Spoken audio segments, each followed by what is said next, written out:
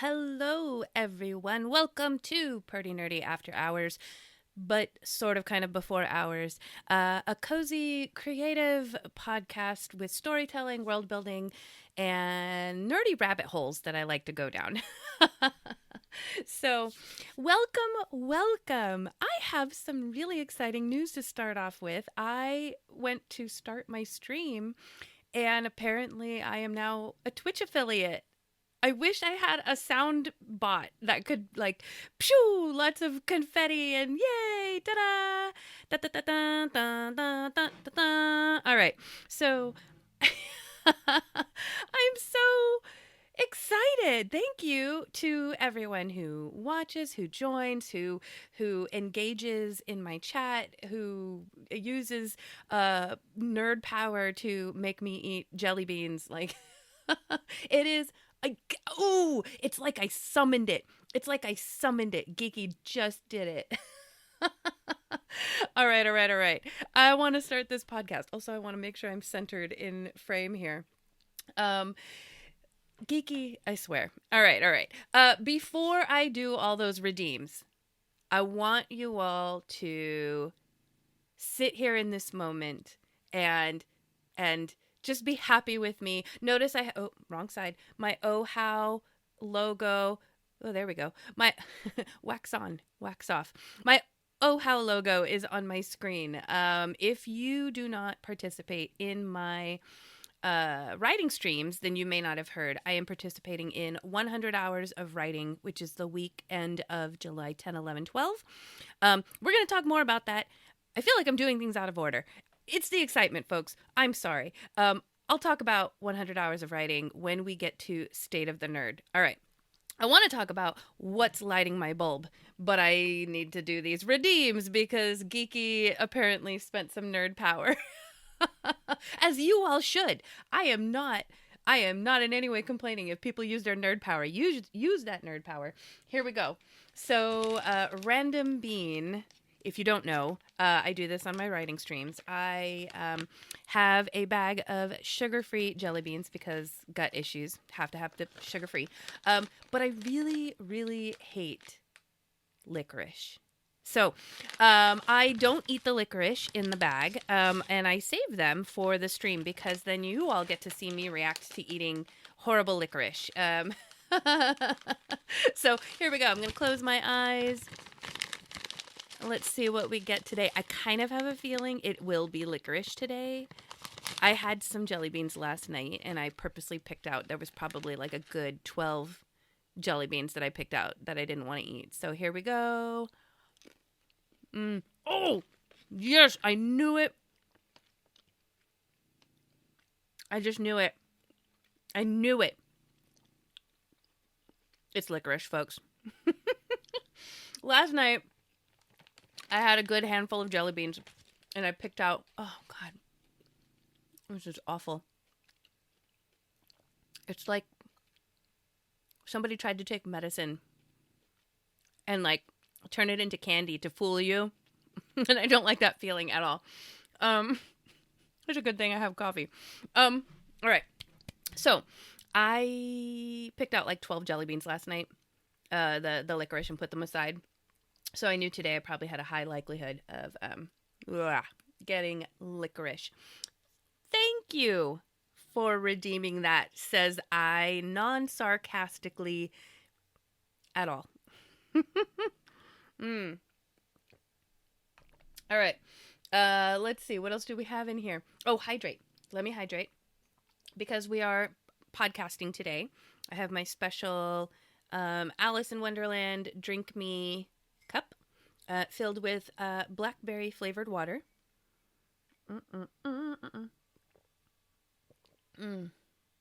Thank you. Look at that clip. Pretty soon my Twitch channel is just going to be a bunch of clips of me eating jelly beans and being completely grossed out. Thank you for redeeming that. And then roll for aroma. Let's do this real quick so that we can get to our topic. Here we go. I have my special Vox Machina die since Vox Machina is playing right now on Prime. No, I am not affiliated with them. I am just a big fan. And we rolled a 12. So for Roll for Aroma, I have a box of essential oils that have 16 in them, and then I have another 4 outside of the box. What did I get? 12? So that means today is tangerine. So I will rub this on my wrists and describe. Oh, sorry for hitting the mic. Describe the scent. Oh, this is nice. Do you guys remember? I don't know if they're still even around, but there was like something you could buy in the grocery store in the air freshener aisle, and it was specifically this very strong concentrated tangerine orange citrus scent, and that is exactly what this smells like. And I actually really loved I loved that air freshener. It just feels like someone peeled an orange right under your nose. I love it. Oh, thank you. Excuse me. Oh my gosh, that jelly bean is coming up. All right. So, back to good news. Twitch affiliate means there will be ad breaks during my stream. This is my first time dealing with it, so hopefully I handle it well. I should be notified when an ad comes up. I can snooze them, but apparently I have to run 3 ads during this stream. So, considering that I'm trying to make this an hour, and we've already been off the rails with with redeems, I just don't know how this is going to work. So we'll see. All right, let's get to what is lighting my bulb. I'm so excited. Okay. I have talked to so many people in the past about the Writing Excuses podcast. If you are a writer and you want guidance to improve your craft, inspiration, if you are looking for someone to give you writing prompts and homework that helps to, improve your craft, I cannot recommend them enough. They gave me, I earned it, but they gave me a scholarship to attend one of their writing retreats, so I got to meet a lot of them personally, and the writing retreat was fantastic. I cannot recommend them enough. I love their podcast. They are typically about 15 to 30 minutes long each, and then at the end, they end with like your assigned homework, which is related to whatever topic they're talking about. They have over 20 seasons. Brandon Sanderson was attached in the early seasons until he got big, but that's not to negate the folks who are on there now. Mary Robinette Kowal is one of my favorite authors to just follow. She has she tackles things from an educator like point of view, to where when she explains things, I feel like they click, even though I've heard the same thing over and over for years. The way she explains it, it finally clicks. There's Erin Roberts, who, if anything, I want to be Erin Roberts when I grow up. She writes like TTRPGs, but she's a freelance writer, so she writes a little bit of everything: scripts, TTRPGs, fiction, all across the board. So almost my idol in a sense, right? There's Dongwon Song, who is an agent and also dabbles in TTRPGs. Like you have perspectives from all areas of writing, so I cannot recommend them enough. Now, because they have over 20 seasons, I will put them on in the background of whatever I'm doing, and even if I'm not fully listening or engaging, I can have it on all the time, never run out of things. I can go back to earlier seasons and it feels fresh again. I will relearn something that I had forgotten. And so I listen to them all the time. Now, they have a recent episode, it's season 21, episode 22, The Order of Telling.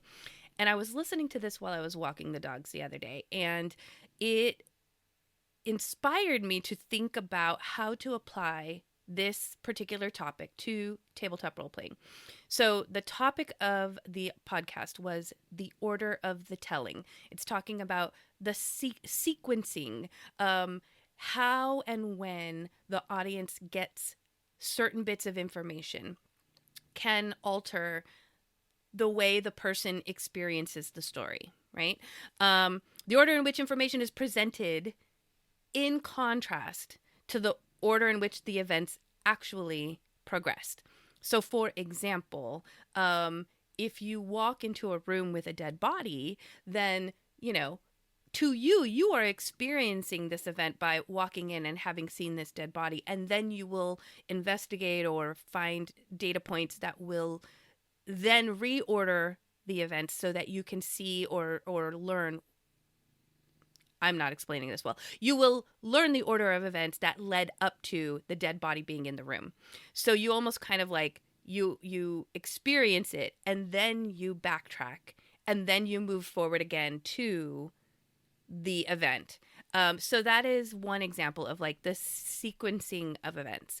And as writers or as storytellers, even when you're, doing tabletop role playing, we can control when your audience or your players or, you can control when they learn certain bits of information, when they experience it. They're not going to experience all the information at once. They're going to experience the information one piece at a time, and you have control over what pieces they get when.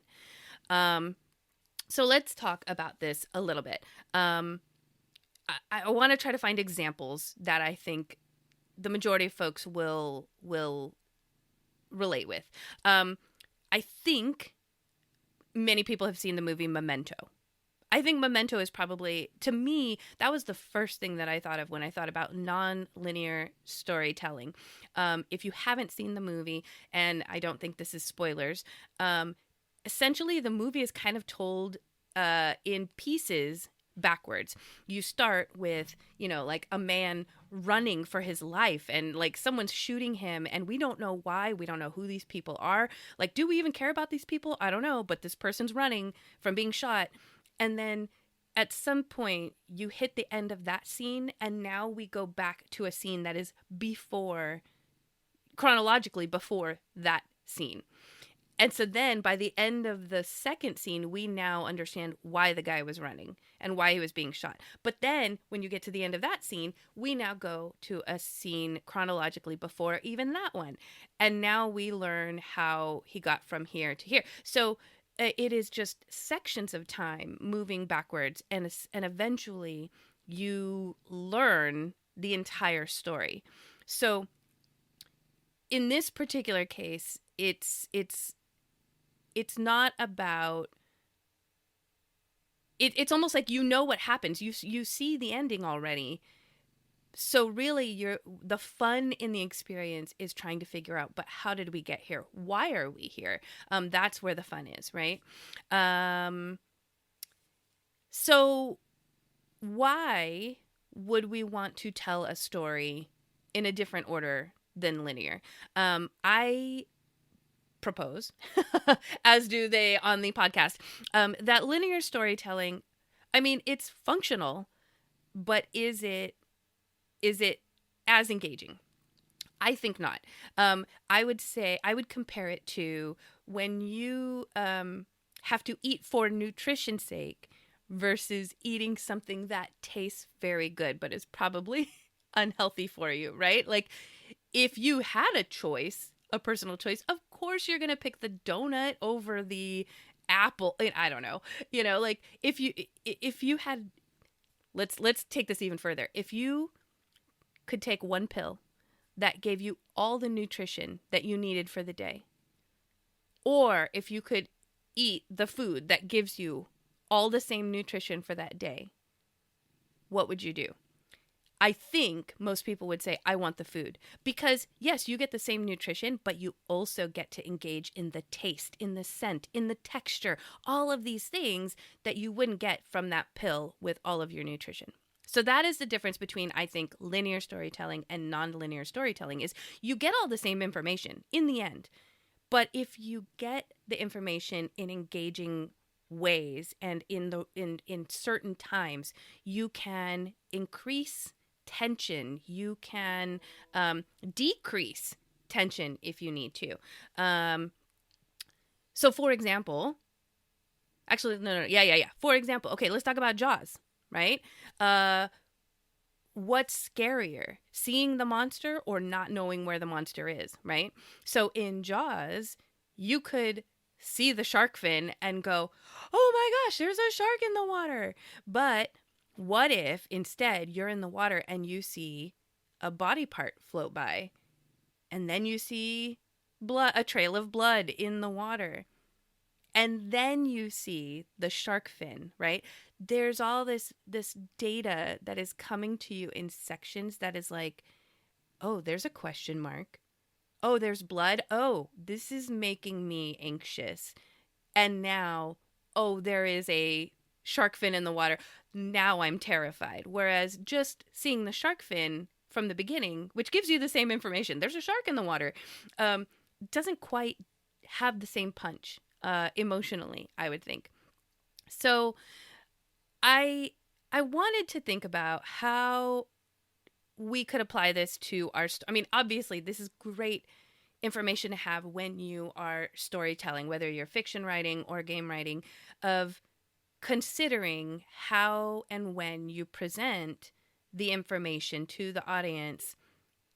If you have a purpose in that scene of like, I need to raise tension in this scene, I want them to be confused, I want them to be afraid, then the sequencing of events is a tool that you can use to ramp that up. Or in a sense, you could ramp it down. Like, you could start your scene or your movie with something really terrifying, but now you've seen those movies, right? Where it's like you see 10 minutes of something just like chaotic happening, and then it just pauses and it says 48 hours earlier. And now we're, I don't know, in a high school and everything seems normal. And you're like, wait, what?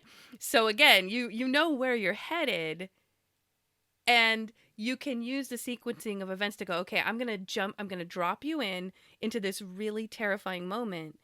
But now here's this other sequence, and I'm going to normalize everything for you and get you back to level set. And we're going to calm down right here. This is the purpose of this sequence.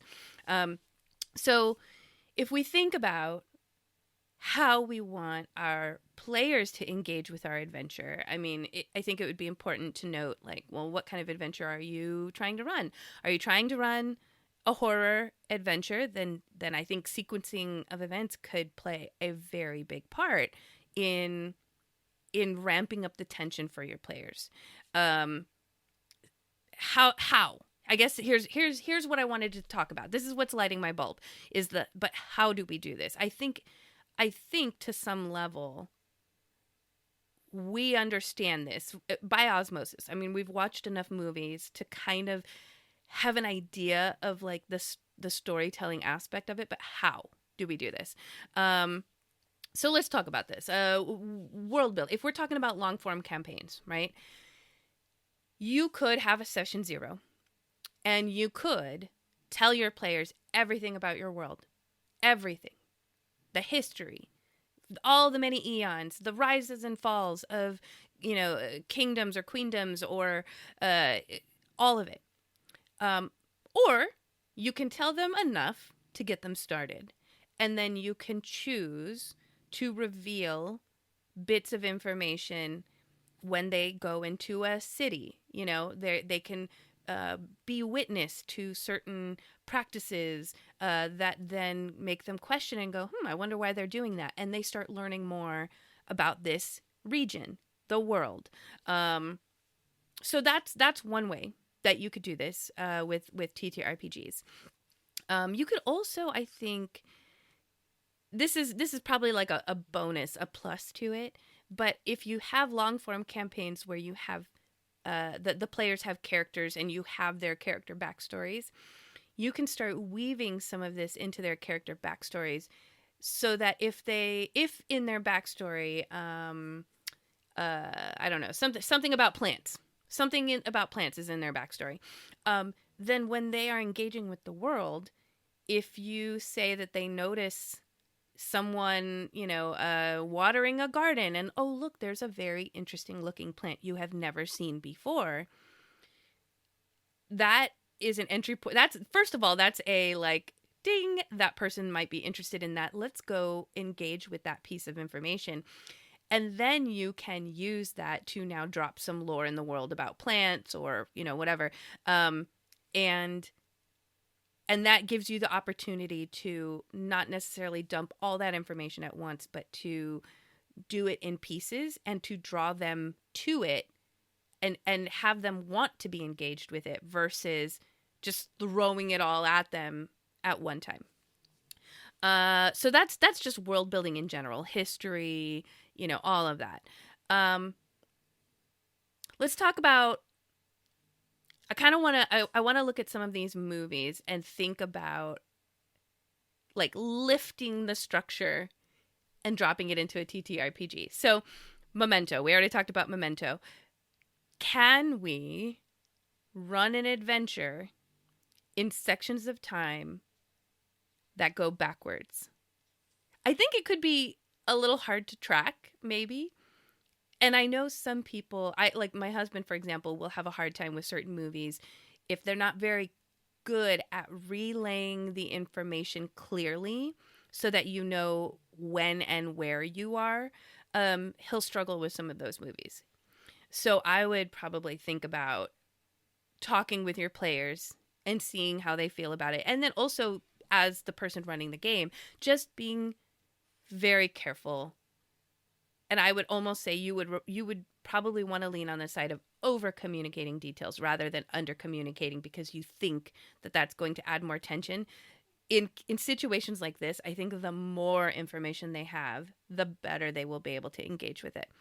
But this would be really interesting. Think about like starting an adventure where they're already at the BBEG and maybe they're about to die.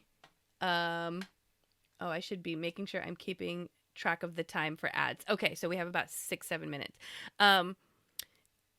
So they already started the BBEG. They don't even know how they got there. And then maybe get them to a point where it's like, oh no, someone is about to go down.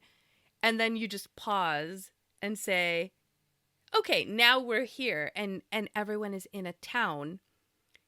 There's no BBEG.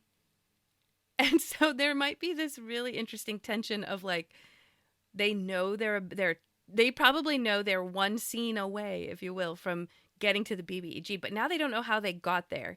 I think that could be really interesting. So then they play through that to where they get to the BBEG, and then you go, okay, now pause. Now let's go to, I don't know, maybe now they're in another town where they discovered a body, and that information they know will lead them to the town that they were just in, but how and why. So I think that could be a really interesting structure to lift for a game. What about, I think this is probably something I've seen a lot in games. Sunset Boulevard starts, I think, with like a dead body in a pool. And so you know that there's the person or thing is dead. So the adventure isn't about saving them. The adventure is, let's figure out how this happened. So it's more of an investigative adventure. American Beauty. The narrator tells you he's going to die. So the mystery isn't that. It's why is he going to die? So I think you could start an adventure where you tell each player. Now, you have to have the right players for this. Again, some people aren't going to want to engage with this. Make sure you have the right audience, the right players. But you could tell them, okay, you know your character is going to die today. The question will be, can they figure out why or how before they die? So the adventure is, you will die. Can you figure it out before you die? I don't know. I think that could be really interesting. Let's see. We have like Mission Impossible movies. They usually start out, someone's tied in a chair and then, sorry. That's not what I was thinking of. That was in my notes. That was the example I wanted to give you. But so with Mission Impossible, you start in media res, where they are in the middle of a heist or in the middle of some operation, and then that one maybe goes to the 48 hours earlier. How did we get here? So you could start out in a tied chair, like you're tied in a chair. Have everyone momentarily role play like, wait, how did we get here? Or maybe everyone's in jail. How did we all get here? How are we here in jail together? And then take everyone back 48 hours earlier. So again, they know this is similar to American or Sunset Boulevard, where it's like, you know, you're going to die. You know, you're going to end up in jail. You know, you're going to end up tied to a chair. The question is, how do you get there? I don't know. Could that be interesting? Knives Out, that kind of movie where you get bits of information, but from so many varying perspectives that you have, you have unreliable information. You are getting one person saying that this all happened from like 10 a.m. on, but you're getting this other person saying, no, it happened at midnight. Those are two conflicting stories. What is the true story? And maybe none of it is, right? I think that could be a really interesting adventure, definitely meant for the folks who really enjoy investigating more. Or something like Jurassic Park or Titanic, where instead of the characters knowing that they're going to die at the end, it's the players. So you can tell, okay, if you run a game where you're like, we're set on the Titanic, that immediately relays to your players, well, this ship is going down. How and when and why, we don't know, but this ship is going down. So the players know it, but they're free to let their characters play it out as if they don't know this is going to happen. I don't know. This was such a really interesting podcast episode to listen to. And they were definitely talking in the context of fiction writing, but I do think that playing with the element of time and information given at certain times could make for very interesting adventures. So this is what's lighting my bulb right now. Let's double check in with the chat, see if we have any comments here. Pick the apple fritter, compromise apple donut. You know, I've had a fritter. I think I have. There's these anyway, I think I have. But I've never had an apple donut, which sounds very interesting. Finding the right players is always a struggle just for regular games. This is true.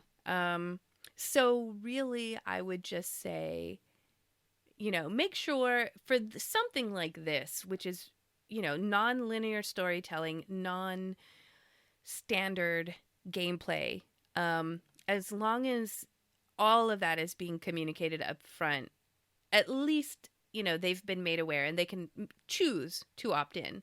But yeah, I don't know. I think this would be very interesting, very fun. Okay, State of the Nerd. So as I talked about before, and if you were watching the video or the stream, I can never get these sides right. I have an OHOW logo. I am participating in 100 hours of writing.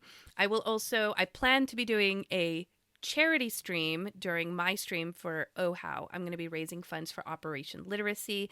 I will share more about that as we get closer to the weekend, which will be July 10, 11, 12 is when OHOW is having their event. They will be passing off from one streamer to another streamer to another streamer to another throughout the entire weekend. And they will all be doing writing streams. Most will likely be raising funds for charity. So my charity is Operation Literacy. I've worked with them before. I work with them at StoryCon.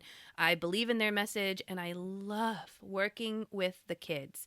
Okay. I think there's an ad in progress. Oh no.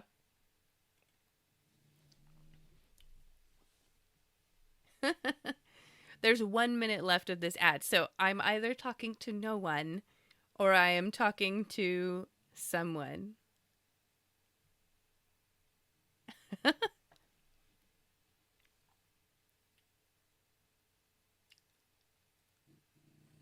This is going to be really interesting to edit.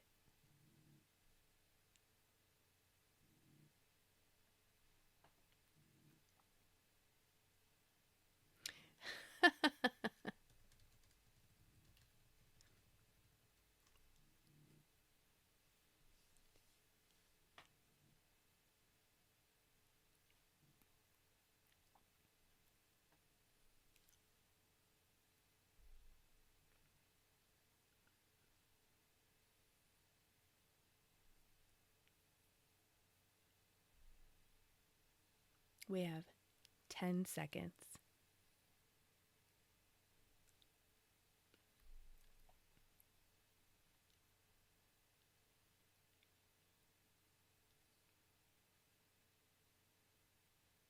Okay.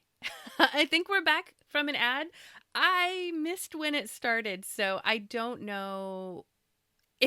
I don't know how that worked. Let me know if you were in the chat. And I also don't know how this is going to work when I upload this into my podcast. Like, will they also hear the ad? I don't think so.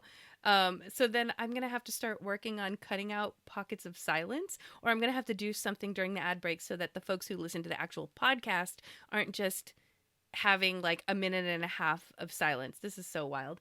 All right, I will hydrate. Thank you, Geeky. Thank you, thank you. All right, so what I think I was saying was 100 hours of writing, July 10, 11, 12. My particular stream will be on Twitch. It'll be July 11th, which is a Saturday, 7 p.m. It should go to 9 p.m. So if you want to catch that, if you want to help me raise funds, I would appreciate it. Oh, interesting. So you subscribe, so no ads for you. Lucky you. Hey, okay. So folks, if you don't want the ads, subscribe. All right. So the other thing I want to share for State of the Nerd is, I know I've talked about it before, but I have a Ko-Fi. I'm calling it Ko-Fi. I have decided it is a Ko-Fi. But I am asking you, if you follow me, if you happen to be on Ko-Fi, I would appreciate it if you went over there and at least followed. You don't have to subscribe. You don't have to become a member. I'm just trying to make it look a little more lived in, as I am now starting to actively post everything Perty Nerdy related there, aside from making things available for people to get, exclusive stuff. I just kind of need it to look a little lived in. So if you just like hit that little follow button, I would greatly appreciate it. I have put my project tracking template on there. I've talked about it a few times, I think. And people have asked me for a template. So that is now available on my Ko-Fi, which is free. So please use it. Let me know how you like it. Let me know if I need to make any changes. There is also the Fantastical Geographic Baldur's Gate issue for free on my Ko-Fi. So free things for you. And then I also have last month's Perty Nerdy exclusive, which is the Tooth Mother's Ladle. I'm currently working on the next one, which will be out soon. It is a set of message sending bottles. And that's all I'm going to tell you for now, unless you've been in any of my other streams. So, yes, that is the same weekend as MagmaCon. I'm going to be running ragged, folks. So, I will be running games at MagmaCon. And then there is a slot of time where I will not be running games at MagmaCon, and I will be streaming a writing stream for Oh How. I am inviting the folks at MagmaCon, if they don't have anything else to do and they're not playing a game, to join my Oh How stream. I think they will be sharing it in the MagmaCon server, so there will be some crossover. And so I will be doing that. And then last night, long story short, I have a friend who is in my monthly D&D group who just announced that they may be moving out of state within the next month. And so the only day we will be able to get together for a final game is the same weekend as MagmaCon and Oh How.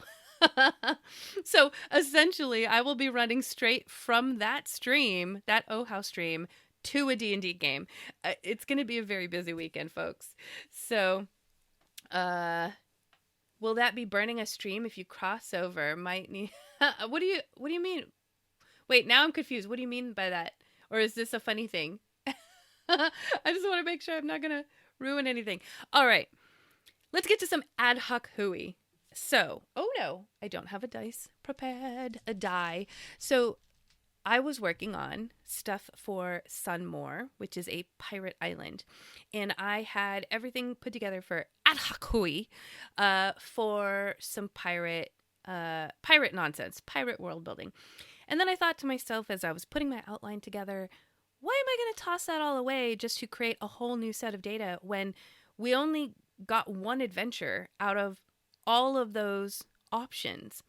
So I think I might start keeping, whenever I set something up for the month, I'm going to keep all of these lists and see how many different adventures we can get from these lists.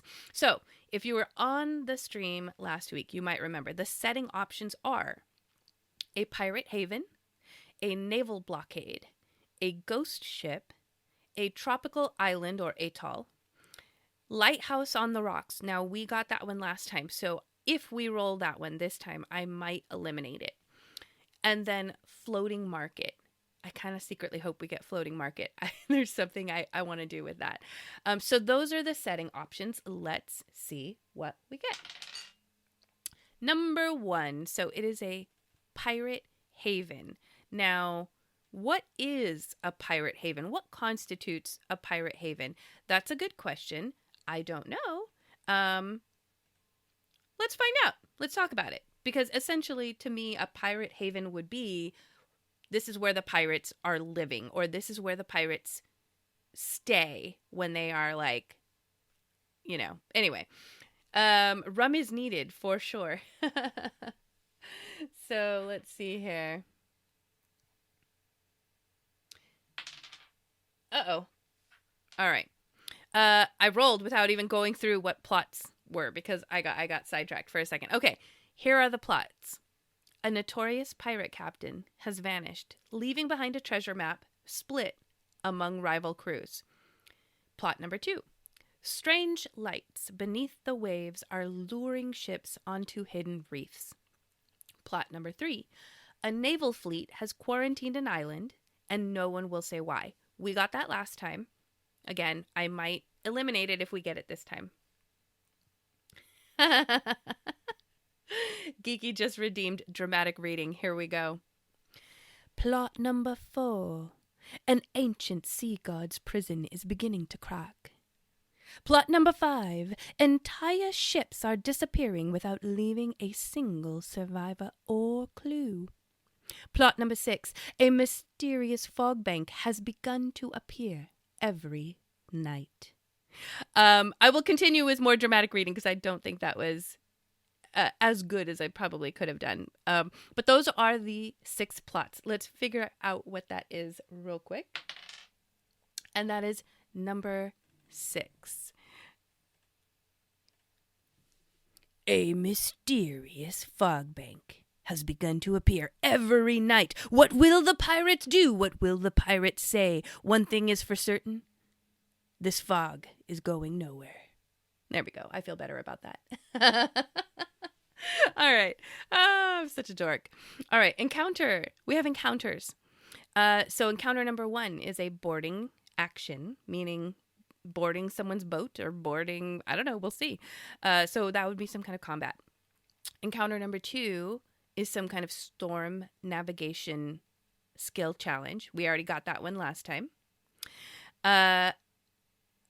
Where are you going? Nowhere. Encounter number 3, negotiations. So this would be like a social encounter. Encounter number 4, underwater ruins. So there could be some exploration and a puzzle.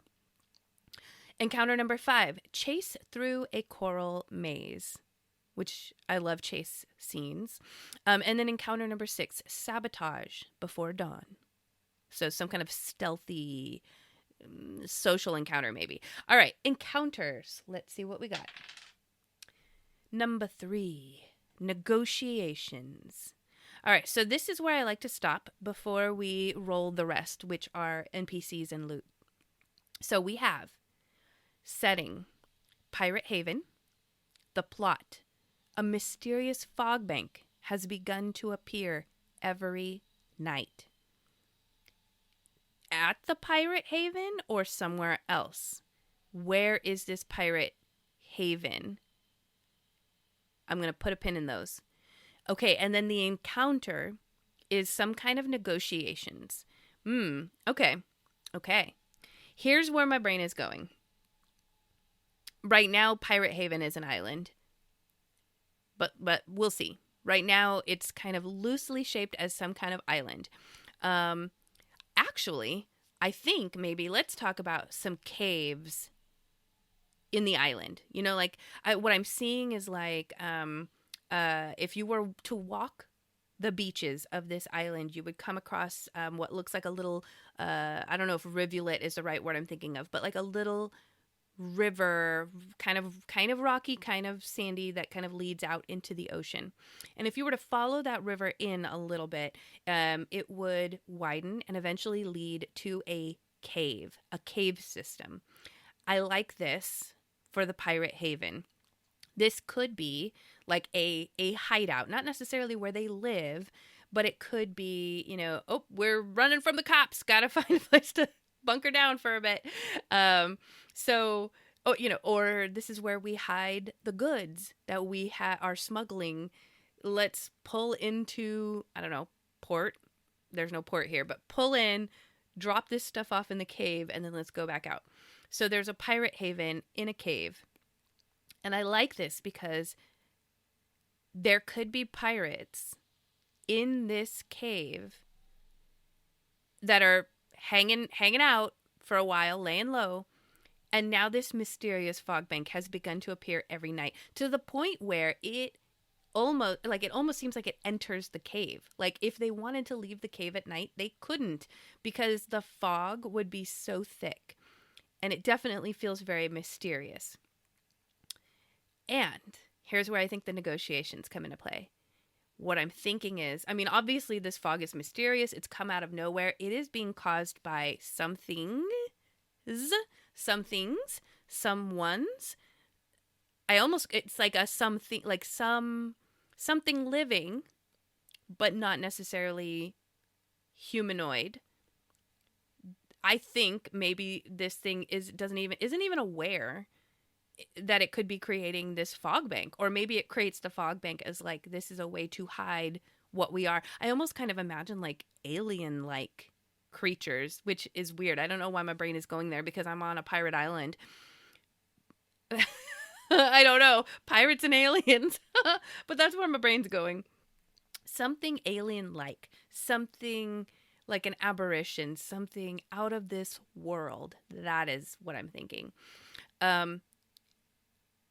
Now, why would see, I'm envisioning when it comes to negotiations that these pirates have to venture out into the fog to negotiate with these creatures to stop doing whatever they're doing. But what are they doing? This is a good question. I got to figure this out. A mysterious fog bank has begun to appear every night. I almost think, what movie was that? Was it I think it was Bird Box. If you haven't seen Bird Box, and you like horror, go watch it. Not quite similar to this, because that's about just going out and seeing. If you see the creature, actually, maybe this is related. Subconsciously, maybe this is related. I was going to say, if you go out and you see the creature, it kills you, it does something to you. Oh wow, this is really starting to go Bird Box for me now, because I really like it. The pirates go out to investigate, like, what is causing this fog every night, and one by one they're, you know, dying, not returning, going missing, what have you. They maybe hear noises at night in the fog that are, I don't know, quote unquote, luring them into the fog. And then the negotiations are their attempt to be gone. Creatures, what are you doing? Kaijus? I'm interested in kaijus. So the kaijus are causing the fog. That's interesting too. But how would you negotiate with a kaiju? Or do you? Or maybe that's just part of the adventure. Is you try to negotiate. If negotiations go wrong, I don't know. Interesting. All right, let's talk about NPCs, because we still have other sections of this Ad-Hoc Hooey to figure out. So NPCs. In the list, I have retired pirate quartermaster, ambitious naval officer. Ad starts in 2 minutes. I'm keeping track. Okay, real quick, let's go through this list. Then we're going to have an ad. Retired pirate quartermaster, ambitious naval officer. Interesting. Number 3 is a shipwreck salvager. We did that last time, so we'll see. Number 4 is a smuggler with a heart of gold. I like that. Number 5 is a tide witch cartographer. Someone who cartographies. Yeah, maps out the tides or the land. And we also have a mutinous first mate. All of these sound really interesting. Let's see where we land. I like that so far we haven't gotten any duplicates from last time. We got a retired pirate quartermaster. Now this changes the story for me a little bit, because what if this is an old pirate bandit hideout and this is a retired pirate quartermaster who is maybe just trying to carve a place for himself in this world, themselves. And they remember this place and decide, like, maybe this is where I'm going to set up my new home. It's now no longer in use. And I'm going to turn this place into my home. And then this fog shows up. So I'm going to think about that. We're going to have an ad start in about 15 seconds. And then we're going to go into loot. Because I think if we figure out the NPCs and the loot, then this might help us figure out the shape of the rest of the story. For those of you who subscribe, we'll just chat in here for a few minutes. All right. Geeky, since I think you might be the only subscriber who's in the chat right now? Question mark. Let's see. The Mist. Yes. Oh, The Mist. That was a good movie. I forgot about that one. Based in Stephen King novella, it follows a group of small-town residents trapped in a local supermarket as a supernatural Lovecraftian fog. Yes, you are correct. That is a very good example. And I think that is what I'm thinking of here for this island. I'm trying to remember. We never see... Do we ever see the monster in that movie, or is it just the mist? Like, we never actually see the monster. That would be really interesting. Yeah, put that on your horror movie watching list. I know I watched it last year. I just have the memory of, like, I don't know. What do you want? The memory of a bug. Oh, excuse me. We see parts of them? Okay. Okay. I was going to say tell me, but don't tell me. I'm going to watch it. Because I never... This is what I love about my movie watching is I could watch a movie, and then the next year I kind of forgot everything that happened. Unless it's a tried and true... I've watched it since my youth. There's a lot of movies I just never remember exactly what happened. Welcome back, everyone. Hey, I'm going to get good at this. All right, so we have a retired pirate quartermaster. Let's talk about loot. So the loot options are a message in a bottle, a compass, a chart potentially made out of Kraken ink or like drawn with Kraken ink. We have a key, we have a coin, and we have a cutlass or rapier or dagger or sword or something of that nature. Y'all, man, I feel like I'm just like throwing my forehead at you. All right, here we go. Number 1. That's great. We had absolutely no duplicates this time around. So number 1 is a message in a bottle. That is the loot, which, if you've been watching any of my other streams, that is the magic item I am creating for my Perty Nerdy exclusive. It will be in my Ko-Fi shop probably in the next few weeks. It is a magical pair of bottles that send messages. There's a lot more to it than that. There's a lot of lore behind it. I'm not going to ruin it now. So let's think about this. We have our cave system. We have this mysterious fog. We have negotiations we need to roll into this adventure. We have bing. We have a retired pirate quartermaster. And we have a message in a bottle. A magical or loot We have to think about, it's not just a message in a bottle. I mean, we can use that as a storytelling element, but there's something magical about it, or there's something valuable about this. It needs to be loot. This is interesting. So I think this now goes back to this is this is what I love about the sequence of storytelling. I think this adventure starts with the message in the bottle. I think this pirate captain, this pirate quartermaster, was not retired yet, got a message in a bottle that says, I left you, whoever this is from, I have no idea. But the message essentially says, you can retire now. Remember that thing that we were talking about? Guess what? If you go to our hideout, it's all there. Like, let's cash in, bro. Let's cash in and be done. Quit your job now. Guy retires.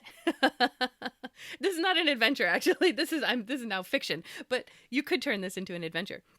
And says, okay, and maybe the message in the bottle also has a map, right? So it leads them to this cave system. The question then, pirate bro loot. The question then becomes, was this message a trick to lure the pirate quartermaster to this cave system? Is it the fog that did this? Question mark. Interesting. Or was it the friend? This is the negotiations. Here we go. Friend was in the cave system. Friend came across the fog. The fog needs something, someone. The fog needs someone. And the guy was like, it's not going to be me, but I have a guy for you. Let me bring him here.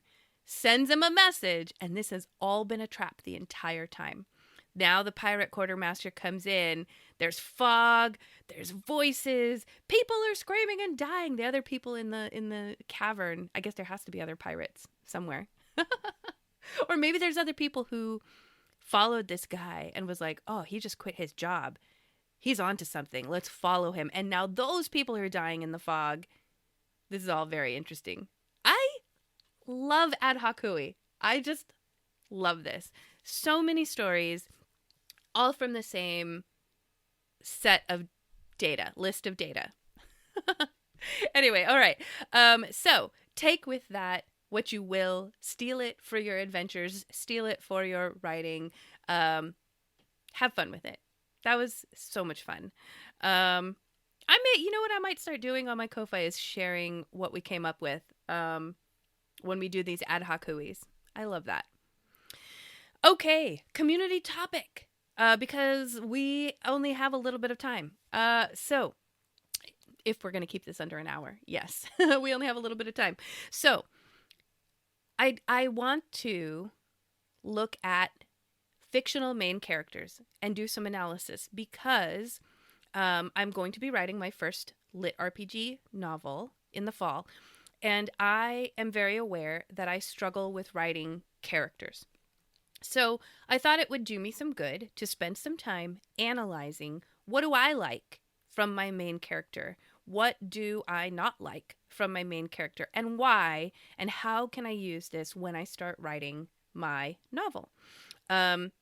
So I'm going to ask the chat, what are or who are your top 3 favorite fictional main characters? Now, I ask that knowing that I will have a hard time picking 3. I have a list here. I think it's probably about 10 that I will whittle down for the purposes of this podcast. But I'm telling you right now, it's very hard, and it's probably not true, because me saying that any one thing is my favorite is very hard for me. So what I did do, though, is I took this list of characters and I categorized them, because I want to figure out, why do I like these main characters? So let's go.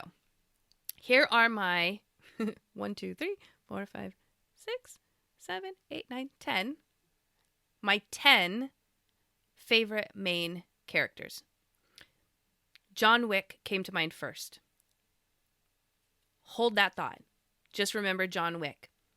Sarah Connor, also one of my favorite characters, my favorite main character. And Ellen Ripley, one of my favorite main characters. What do these 3 things have in common?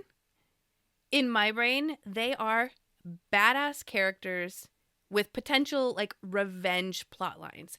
I love a good revenge plot line. Like, it is so satisfying to me when a character is out for revenge and they finally get it at the end, and it is so sweet and just badass and bloody, and it all the things that they had to go through to get there. That is so tasty to me. Like, num num num num num. I will eat that shit up. I love that. So these three characters came to mind very quickly when I was trying to put my list together, and they could be my top three. But let's take a look real quick at some of the others that I really, really enjoy.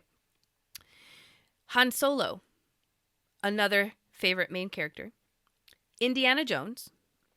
And obviously, yes, they're played by the same main actor, but their characters. We're talking about their characters. Martin Riggs from Lethal Weapon. And Freddy Krueger, which is from a horror movie, okay? So when I categorize these together, the elements that I love from these characters, I mean, I love the movie franchises, don't get me wrong, but what I love about these characters is their roguish personality, that they have this kind of like cheeky humor about them, regardless of whatever activity they're doing, right? Like Freddy Krueger is killing people, but he's got that little like one-liner he's got to throw in there, and that just sends me. I love it. Martin Riggs is a little less about the one-liners, but just and maybe this is the actor, and obviously the way Mel Gibson plays him, but just kind of everything comes with a little bit of a wink and chaos, and I really love that. So those characters I categorized as like rogue-ish characters. Walter White came to mind. I love Walter White, and I found it very hard to categorize why I like Walter White as a main character. But I think what I ended up with was Walter White is morally compromised.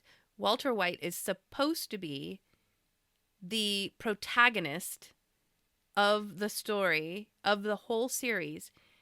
And I think at some point that line shifts and he is the antagonist of the story. Like,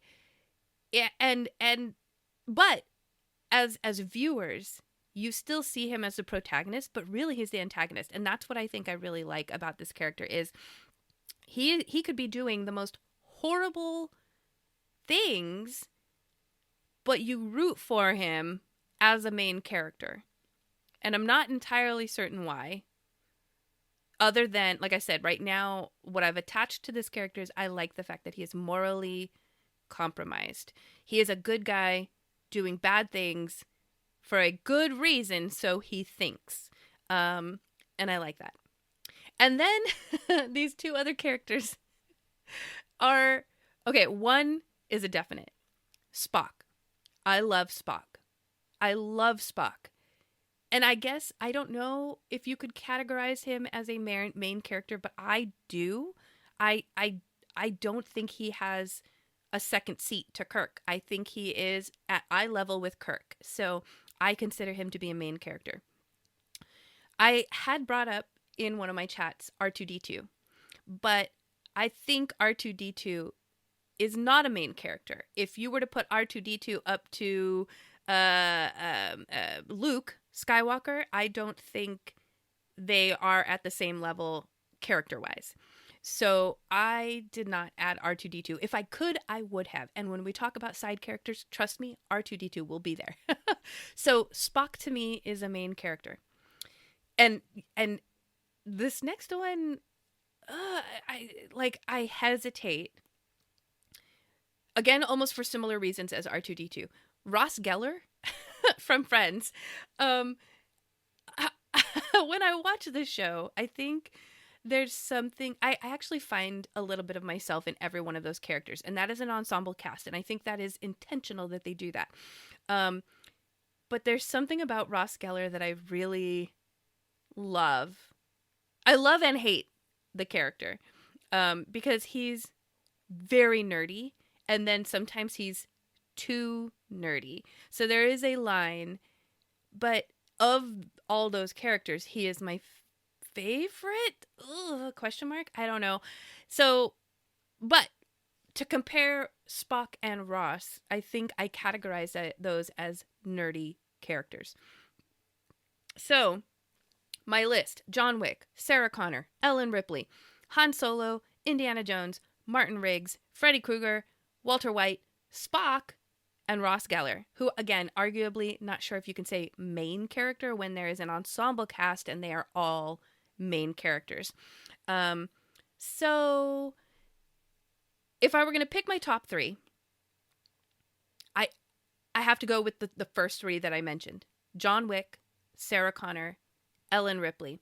And I think that is because I'm very drawn. To me, I called them badass. That was my badass category. I do enjoy a really good badass character.